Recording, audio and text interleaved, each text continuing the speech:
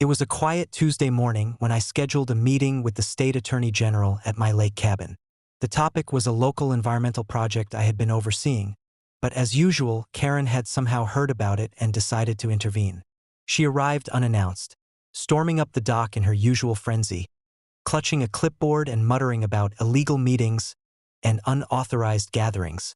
Her face twisted with rage when she saw me greeting the attorney general, who had just stepped out of a small boat with a briefcase in hand. Karen started shouting, "You can't meet here. This is private property. I demand you stop whatever illegal activity is happening." I calmly turned to her and smiled. "Karen, welcome. You're just in time to meet the attorney general. This meeting is fully authorized, legal, and scheduled weeks in advance. Everything here is above board, unlike your repeated trespassing attempts." Her face went pale. She opened her mouth, trying to respond, but the attorney general raised a hand politely and said, "Ma'am, please calm down. I am fully aware of the ownership and legal permissions for this property. There is nothing you can do here." Karen froze. Every word she intended to shout seemed to vanish into thin air. She looked around desperately, as though hoping the lake itself might support her claims. The AG, ever professional, simply turned to me and nodded, acknowledging the absurdity of Karen's intrusion.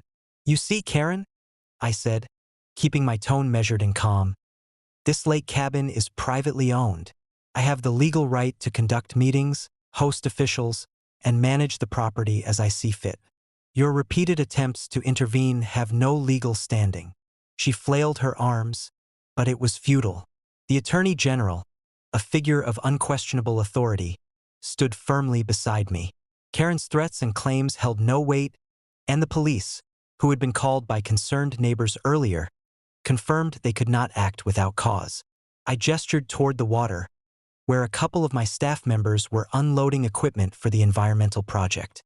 "Everything here is documented, authorized, and fully compliant with state and federal law. Any interference on your part would be considered trespassing and harassment." Karen's scowl deepened, but it was clear she had no options left. Her attempts to assert authority were utterly powerless in the face of actual legal and governmental authority. She backed away slowly, muttering about contacting her board, though it was obvious no one on the board would support her blatant overreach. By late afternoon, Karen had finally retreated, leaving the lake cabin and our meeting uninterrupted. The attorney general, ever courteous, thanked me for handling the situation calmly and assured me that the project would proceed without any HOA interference.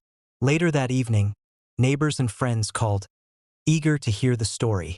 The tale of Karen storming a legally sanctioned meeting only to find herself frozen in the presence of the state attorney general quickly spread.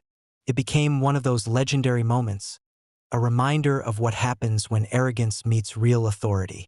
As the sun set over the lake, I reflected on the absurdity and persistence of Karen's behavior. Time and again, she had attempted to assert control over property and activities that were entirely out of her jurisdiction, only to be met with calm, unwavering authority. This incident reinforced an important lesson. No matter how aggressive a bully might be, knowledge, preparation, and legal authority always win. Karen had learned, yet again, that her loud voice and misplaced confidence were powerless against the reality of ownership and law. The lake cabin remained peaceful. Our work continued, and Karen's presence faded into a story that neighbors would tell for years. A story of overreach, incompetence, and the satisfaction of standing firmly on the side of truth and law.